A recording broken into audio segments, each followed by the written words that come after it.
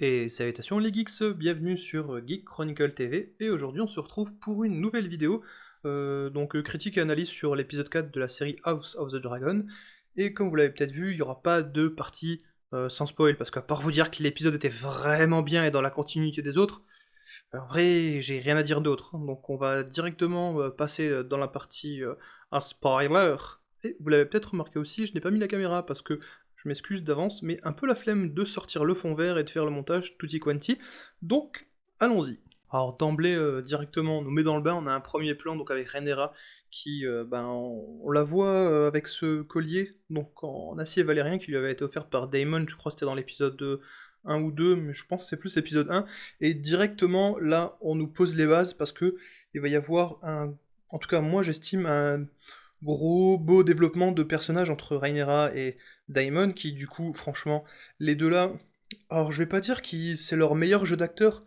mais franchement pour Matt Smith, je- cet acteur j'ai l'impression qu'à chaque épisode il fait de mieux en mieux et je me demande jusqu'où ça va aller, mais en vrai tant mieux parce que je pense c'est l'un des acteurs, un des personnages aussi qui porte cette série House of the Dragon, mais là je m'égare, on y reviendra peut-être un petit peu plus. Donc cette première scène, qu'est-ce qu'on voit? Eh ben, Rhaenyra, elle va devoir choisir un prétendant, donc là, elle est un petit peu partie, et puis il y a pas mal de seigneurs qui lui font un petit peu la cour et tout. Lord Dondarion, il me semble que c'est une maison des... J'en avais déjà parlé, mais il me semble que je crois que c'est une maison des Terres de l'Orage qui est pas loin des frontières dans les marches dorniennes. Donc vraiment la frontière entre voilà, les Terres de l'Orage et Dorne. Alors j'ai pas reconnu tous les blasons, mais le gosse, franchement, il m'a fait trop rire, surtout qu'à un moment, bon... Au début, je pensais qu'il allait se faire un peu défoncer par l'autre qui commence à le stalker, mais bon, comme on est dans Game of... Et franchement, ça met vraiment bien l'ambiance de Game of Thrones, en mode genre vraiment des seigneurs qui se moquent les uns des autres, et puis il y en a un qui perd sang froid, et puis clac, lui met un coup d'épée, et c'est fini pour lui. Ça, c'était plutôt sympathique. Donc j'ai bien aimé ce côté-là, on comprend bien que, bah, voilà, elle est encore en train d'essayer. Alors autant dans les épisodes avant, pour Rhaenyra, vraiment, elle avait vraiment ce refus total de trouver quelqu'un.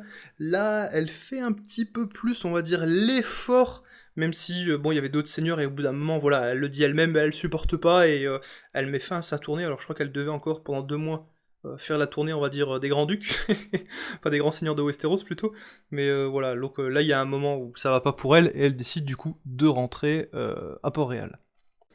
Et du coup aussi, ouais, il y a un truc qui m'a beaucoup plu, c'est, alors je vais me répéter comme dans les autres vidéos, mais j'adore les costumes de Rhaenyra, franchement, et je pense que il y a quelque chose derrière. C'est pas juste on fait des beaux costumes, parce que si vous vous souvenez, les autres costumes d'Arinera, ils étaient assez sombres, assez ternes, plutôt des teintes grisonnantes et on va dire des motifs assez simples.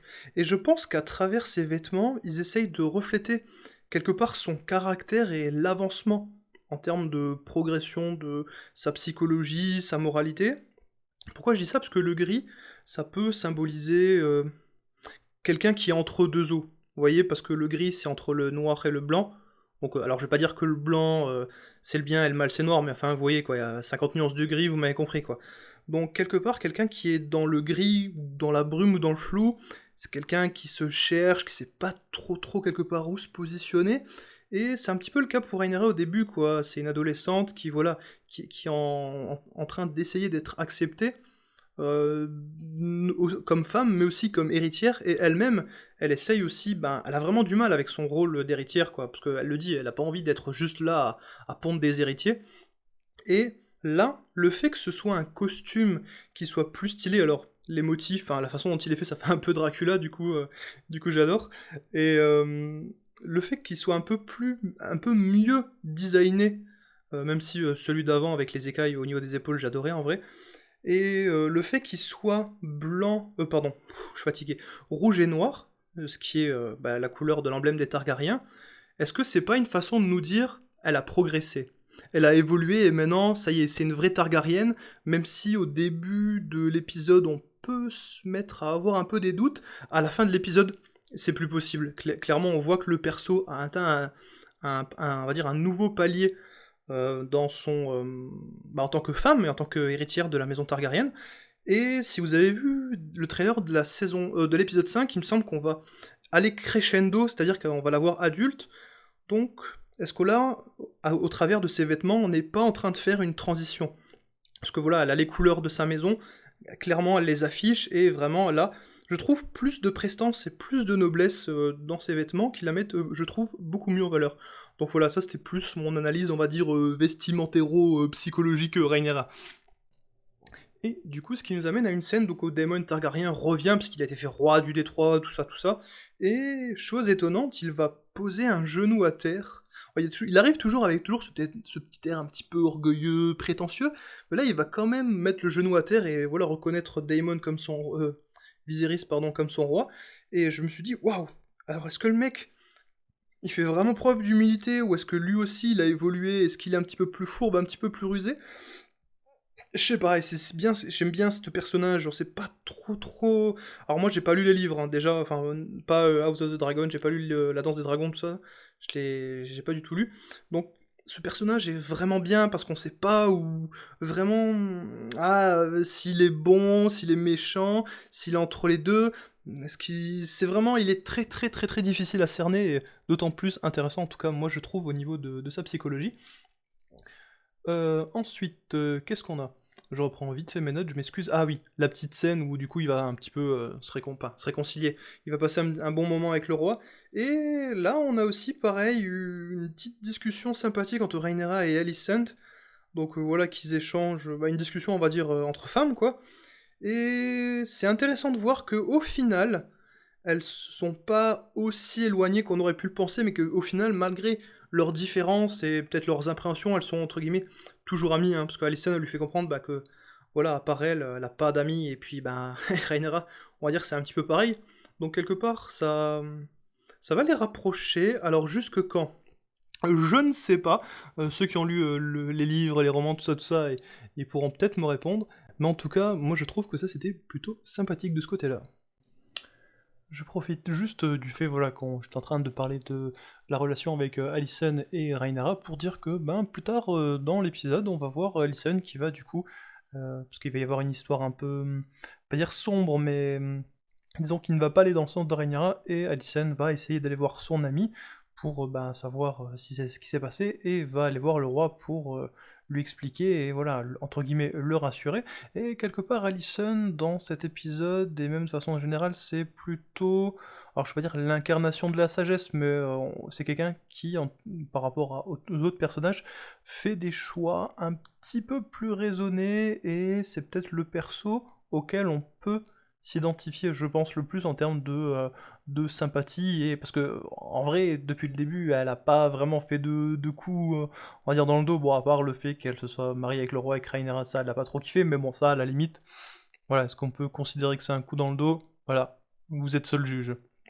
Et du coup, on a alors une scène avec Daemon donc, qui va faire découvrir un passage secret donc à Rhaenyra, il va l'emmener en ville et qu'elle puisse voir un petit peu comment elle, et puis elle est considérée, on va dire, par le peuple, et surtout, alors, je vais essayer de prendre des pincettes et je mettrai pas forcément d'image parce que bon, il y a eu des passages un petit peu. Bon, après, vous allez me dire, c'est Game of Thrones, donc généralement, les gens qui regardent ça ou qui voient cette vidéo, enfin, du coup, plus l'écouter, je pense qu'ils vont pas être non plus choqués, mais on va utiliser l'expression chouin chouin pour éviter, voilà, on va dire, choquer les plus sensibles d'entre vous, mais ce qui est intéressant, c'est que d'habitude, dans ce genre de série, on va dire, quand ça fait chouin chouin, on va dire que c'est vraiment, voilà, pour appâter le public, et voilà, on va pas se mentir, hein, ouais, vous voyez d'où je veux en venir.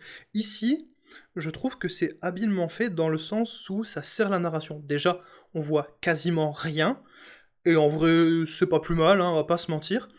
La première scène, ou une des premières scènes, du coup, oui, c'est Rhaenyra et Daemon, et franchement, moi, je pensais qu'ils allaient aller jusqu'au bout, mais c'est là que c'est intéressant, parce que du coup, le Daemon, il va juste embrasser Rhaenyra, et après, stop, quoi. Et là, on se dit, pourquoi t'es pas allé jusqu'au bout? Dans le sens où, alors c'est pas qu'on aurait aimé voir qu'il aille jusqu'au bout, mais ici, c'est pourquoi est-ce qu'il est pas allé jusqu'au bout, quoi.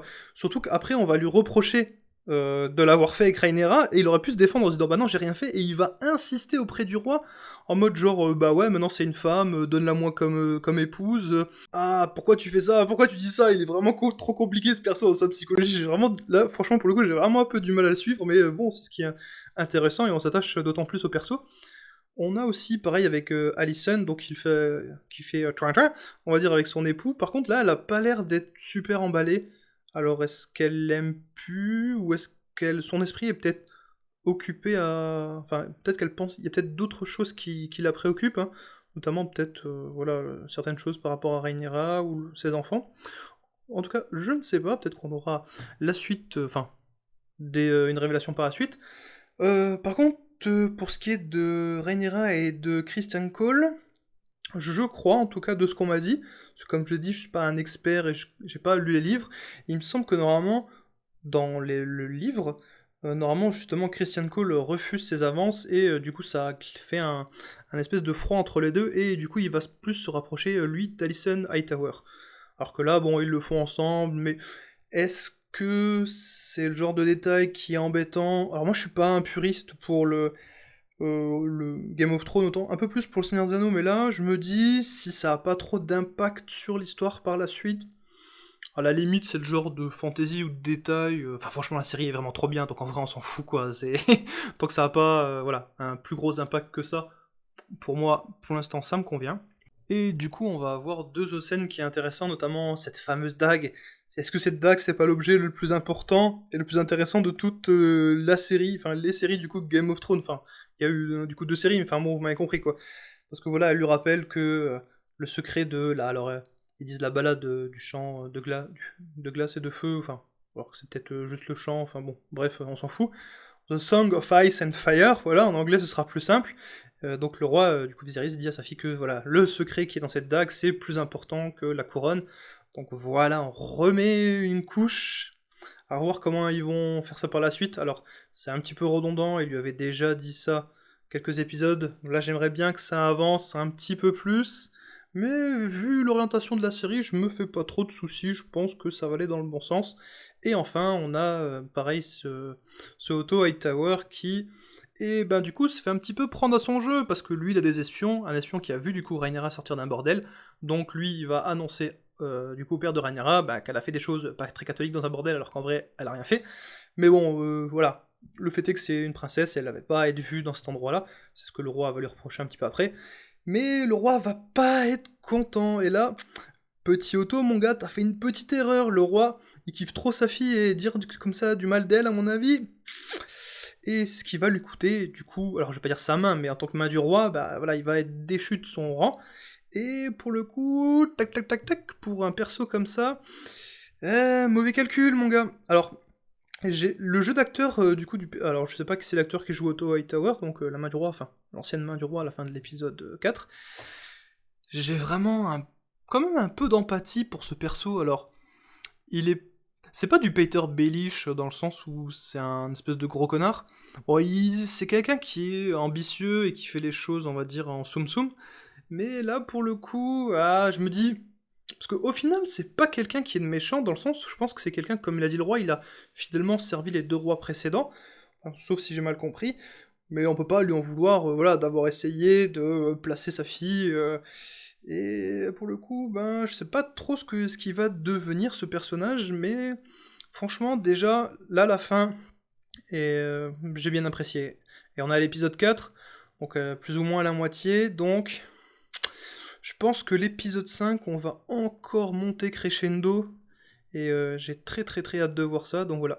J'espère que cette petite critique, les amis, vous a plu, n'hésitez pas à liker, à me dire ce que vous avez pensé en commentaire, éventuellement à partager, et puis sur ce, je vous dis une bonne journée à vous, prenez soin de vous, et à la prochaine les gens, ciao ciao ciao les geeks.